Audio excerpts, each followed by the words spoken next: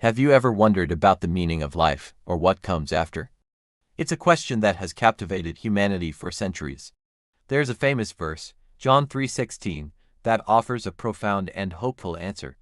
It says, "For God so loved the world that he gave his one and only Son, that whoever believes in him shall not perish but have eternal life." This isn't just about living forever, it's about a quality of life, a deep, meaningful connection that starts now and continues beyond our time here. It speaks of a love so immense that it offers a gift of hope and purpose to everyone. This promise of eternal life isn't something to be earned, but a gift to be received through faith. It's an invitation to experience a life filled with peace and a future secured by love.